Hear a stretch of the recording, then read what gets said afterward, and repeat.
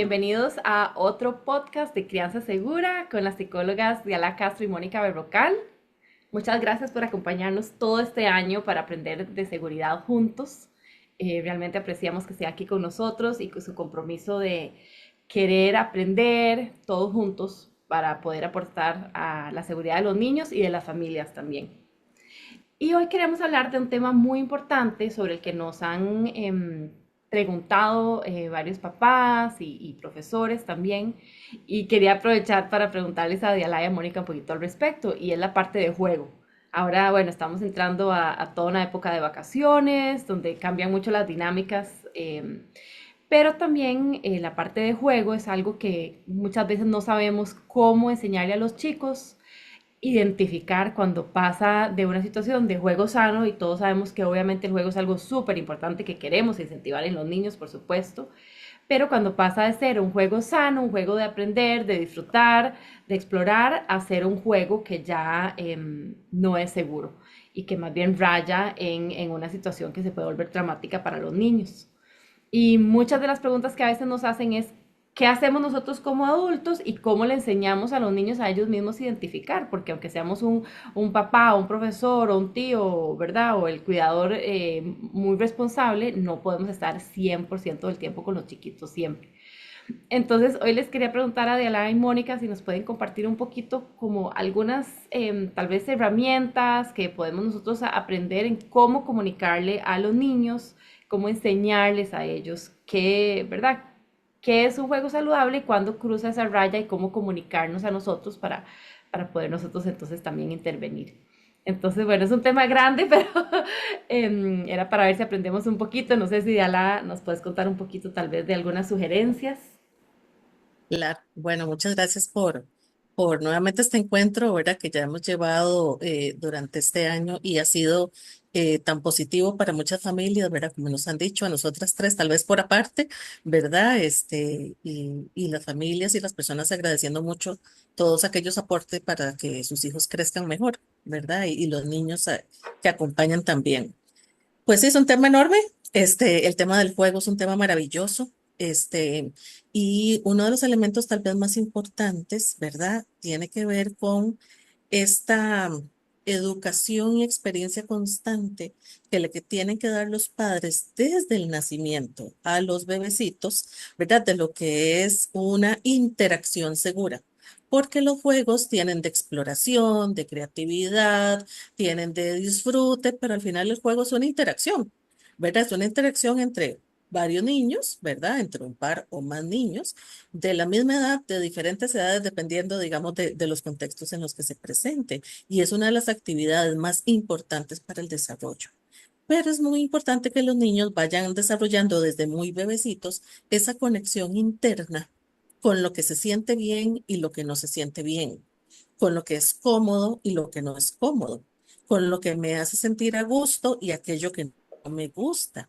Y esa sensación es una gran fortaleza interna que se va desarrollando desde la presencia, el acompañamiento y toda aquella narración, digamos, que hacen los padres de la interacción precisamente que hacen con los bebecitos y con los niños conforme van creciendo.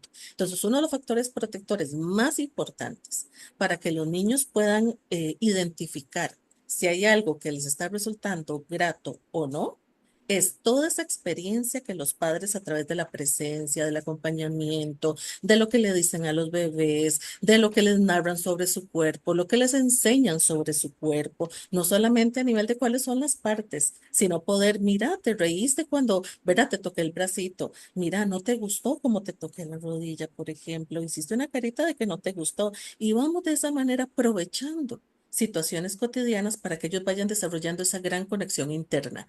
Y la conexión más importante y más, no sé, valiosa que podemos hacer es todo lo que sí se siente lindo, lo que sí se siente cómodo, lo que sí es protector, lo que sí me hace sentir querido, lo que sí me gustó, para lo que me pidieron permiso, por ejemplo. Entonces los niños se acostumbran a lo que es agradable, lo que es cómodo y el consentimiento y por ende puede resultar un camino más sencillo identificar aquello que no me gustó, con lo que no me sentí bien, que me generó incomodidad, que me hizo sentir miedo, por ejemplo, que me hizo sentir ya más grandecitos muchísima vergüenza, por ejemplo, y aquello que no, ¿verdad? Con lo que tal vez yo no quisiera que esto siguiera sucediendo. Yo creo que también agregando a eso, cuando le enseñamos eso a los niños, ellos van a también a tener como esta sensación de detectar muy bien cuando algo no es cómodo para mí y cuando algo sí, ¿verdad? Que al final es la mejor medida que podemos tener para la protección de los niños y niñas durante el juego, ¿verdad? Para mantener el juego seguro. Porque muchas veces no vamos a estar ahí y no vamos a poder estar viendo qué está pasando ni nosotros intervenir y tomar la decisión de apartar al niño del juego.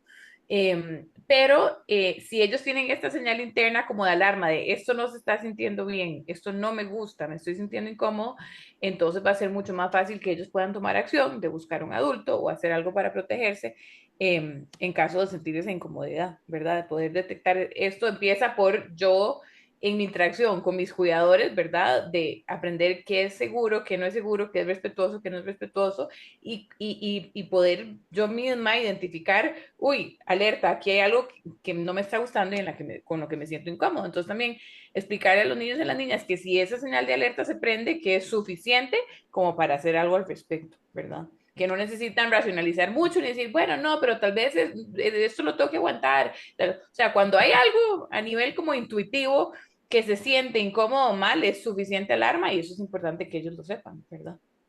Qué importante eso, porque yo creo que parte del juego a veces es que a veces los chicos sí, digamos, uno es el tema de enseñarles a que tengan esa alarma interna, digamos. Y a veces sí tienen la alarma interna, pero es, no, estamos jugando, ¿verdad? No sea tan exagerado, ¿verdad? O hasta el mismo chico se lo dice al mismo. Hasta uno como adulto a veces está en una situación incómoda, o no sabe que está incómodo, uno sabe que no se siente bien.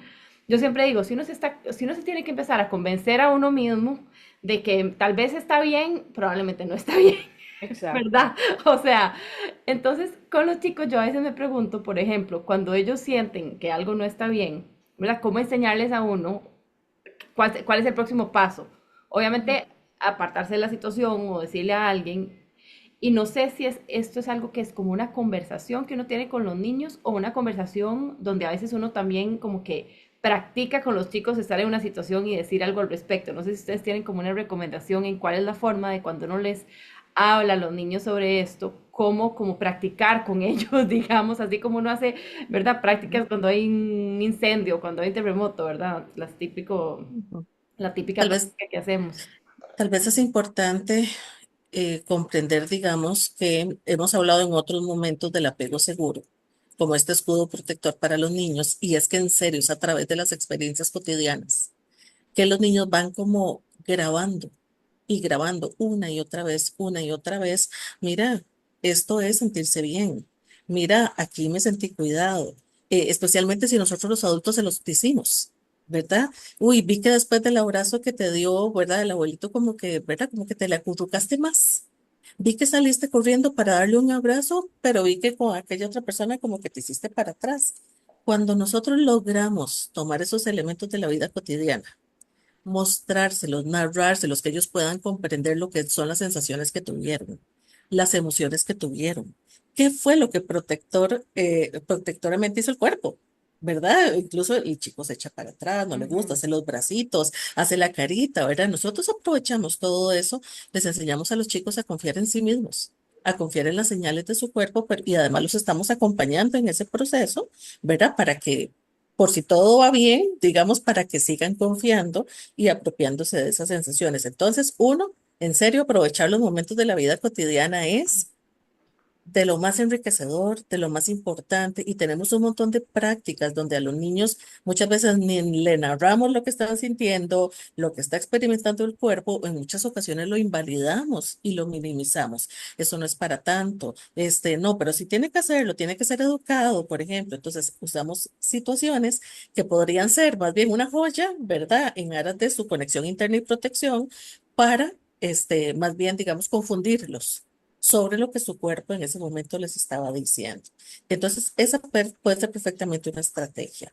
Cuando nosotros desarrollamos esto y les damos información a los niños sus genitales, sus partes íntimas o privadas, por ejemplo, o situaciones de violencia de otro tipo que podrían ser no sexuales, ¿verdad? Hay como un marco para que los niños, ok, comprendan esa información que les estamos brindando. Nadie tiene que pegarte, nadie tiene por qué tocar, por ejemplo, tus partes privadas o genitales, nadie tiene que mostrarte, por ejemplo, sus partes privadas, etcétera. Cuando nosotros llegamos a decir eso, como que hay una base más fuerte para que la información como que llegue a complementarse y no es más como cuando les advertimos, vea que nadie lo tiene que tocar, vea que nadie lo tiene que pegar, vea que si alguien le dice algo feo me venga a decir, más bien narramos eso como con una emoción de susto, de alerta, de preocupación y en muchas ocasiones eso mismo, ¿verdad? Genera que los chicos no necesariamente nos lleguen a contar más temprano, ¿verdad? Podemos usar cuentos, podemos usar videos en serio, en plataformas hay videos de prevención de situaciones, digamos, para niños, para que se conecten con sus sensaciones, sean sus propios superhéroes, etcétera, y lo narro de una forma muy bonita. Entonces hay, digamos, como todas esas oportunidades que podemos utilizar. Y yo siempre soñaría y sigo soñando con que ese sea un tema en las escuelas y en los preescolares, las interacciones entre los niños y mejorar las interacciones y hacer interacciones más seguras, más divertidas, donde todos nos sintamos bien, gestionar momentos, digamos, donde alguna situación se prestó para gestionar, porque es, de los espacios más enriquecedores que hay también para los niños y las niñas. Entonces hay elementos tanto de la experiencia como otras que podemos crear. Ujú. Sí, estoy de acuerdo. A veces dramatizar situaciones o inclusive como practicar situaciones con palabras clave, ¿verdad? Como esta familia tiene esta palabra clave para cuando alguien está incómodo, entonces venís a buscar y si no querés decirme o no te sentís cómodo con que me hagas esta señal, ya yo sé que yo voy a ir a acompañarte o, ¿verdad? Pienso yo que sí, practicar esas situaciones es útil. Como dijo Diala, yo creo que los libros a veces son un recurso buenísimo o algunos videos, ¿verdad? Y creo que también la interacción, o sea, como por ejemplo, no sé, estoy pensando en que yo encuentro que es muy provechoso también para la parte no solo de enseñar a yo detectar cuando me siento incómodo, sino también yo a detectar cuando los demás están incómodos, ¿verdad? Esta parte también como, por ejemplo, la interacción con los bebés. A mí me parece que es muy enriquecedor que los niños interactúen con bebés, porque existe como esta idea de que los bebés los podemos como tocar cuando sea y como sea, porque son bebés, ¿verdad? Entonces alguien ve un bebé, ¡ay, qué divino! Y le agarra las piernitas y pues yo sé que es muy tentador, pero es un humano, ¿verdad? Que tiene su cuerpito y que no podemos intervenir, a veces ni lo conocemos al bebé y ya le estamos agarrando las piernas.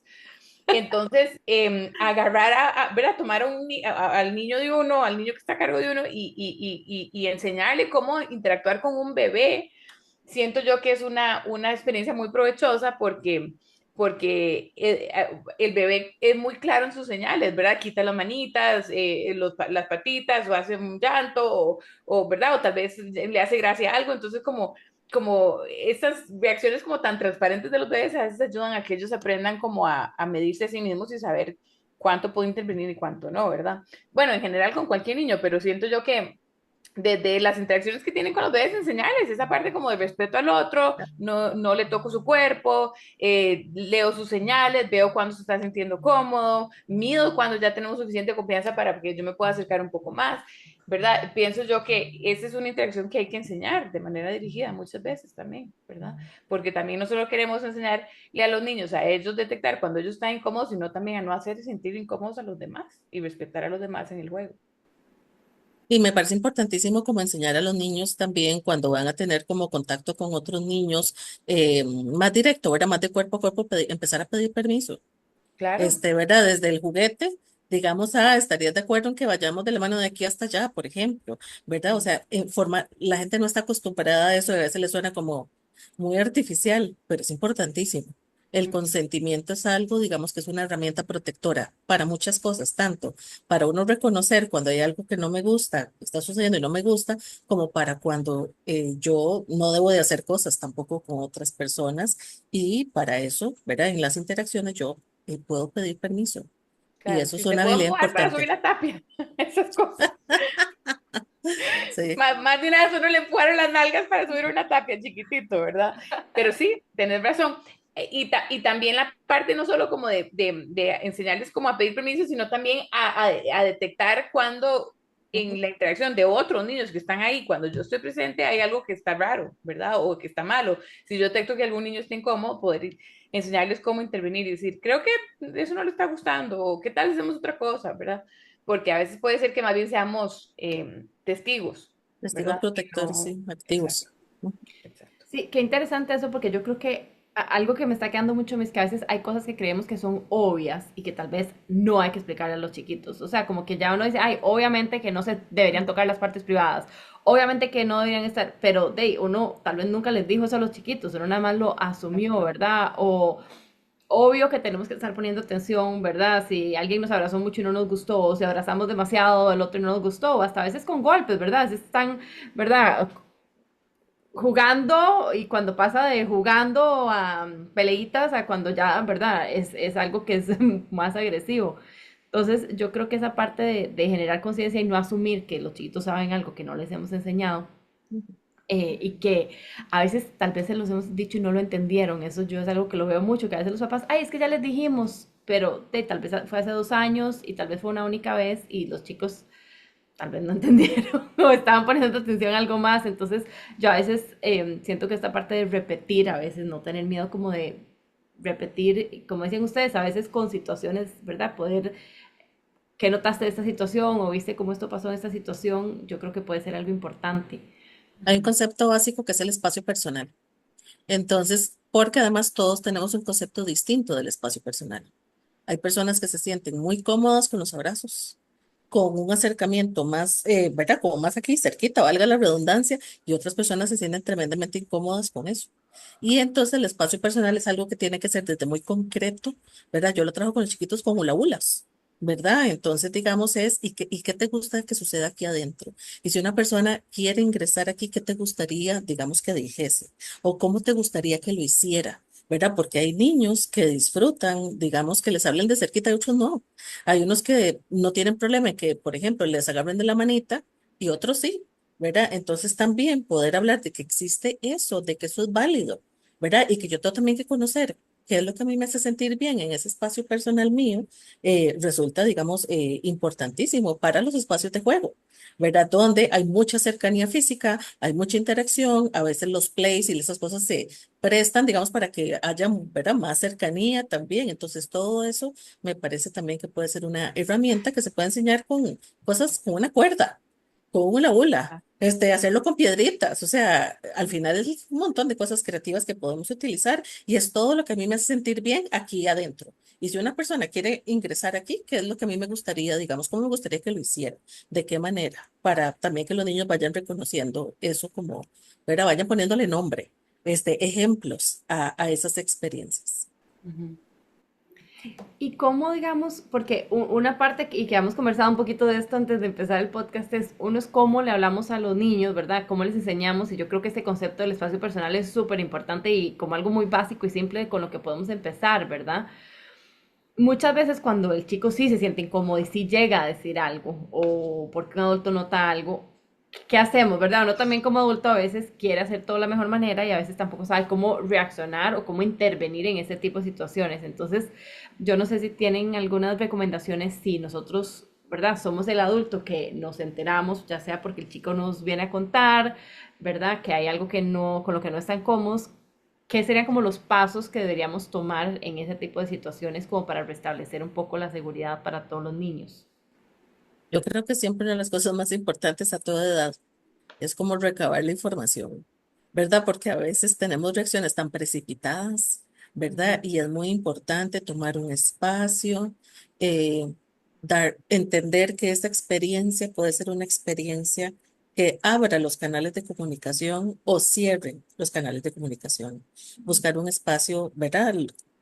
Lo privado que se pueda para conversar de forma tranquila y que le expliquen a uno qué fue lo que sucedió y poder explorar con el niño qué fue lo que sintió, por ejemplo, me parece fundamental para que sienta que contar es seguro, que llegara, que lo que me han dicho, llégueme a buscar, me dice, tal cosa fue una experiencia tal cual, segura y digamos protectora como me la narraron, ¿verdad? Entonces eso me parece muy importante. Ujú. Si un niño nos llega a decir que se siente incómodo, tenemos que darle el valor, tenemos que darle la validez tenemos que darle el lugar que ese niño nos está en ese momento narrando.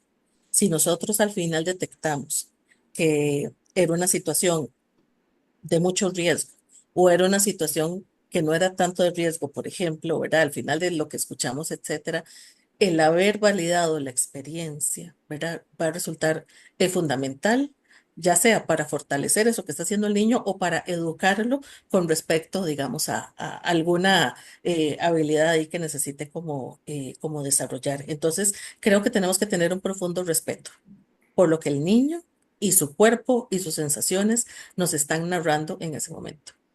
Ujú.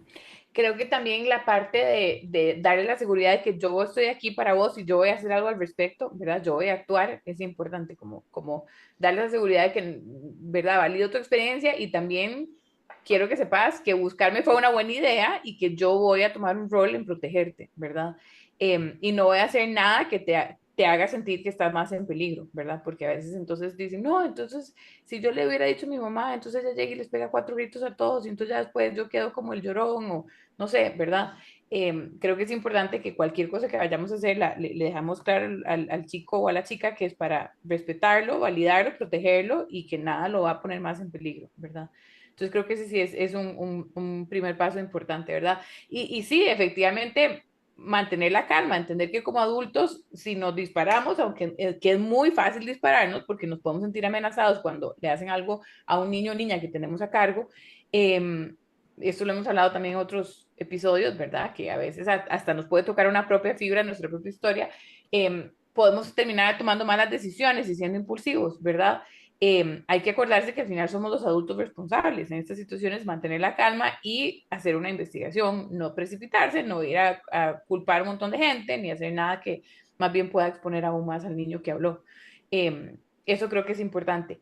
Hay una parte que es un poco complicada porque muchas veces cuando hay otros papás involucrados y por lo general en situaciones de juego tienden a ser papás que son cercanos a uno, ya sea porque son los amigos o la familia, ¿verdad? Con la gente que uno interactúa, eh, uno a veces puede sentir como que, no sé, ¿verdad? Voy a hablarle a esta familia o no, cómo lo hago. Y yo creo que ahí es muy importante tomar iniciativa de poder conversar la situación desde una posición de no ser una amenaza, ¿verdad? Porque si llegamos a decir, es que su hijo no sé qué, ¿verdad? O llegamos como una posición de culpar, alarmar, ¿verdad? A la defensiva, entonces probablemente lo que logremos es el efecto contrario, ¿verdad? De que alguien minimice lo que pasó, que empiecen a burlarse de uno, empiecen a decir que uno es un exagerado, etcétera, y eso es todo lo contrario que queremos hacer. Entonces creo que también hay que acercarse a las otras familias con mucha compasión, ¿verdad? Dejándoles claro que lo que queremos es el bienestar no solo del hijo de uno o el niño que uno tiene a cargo, sino de todos, ¿verdad? Porque al final también el que está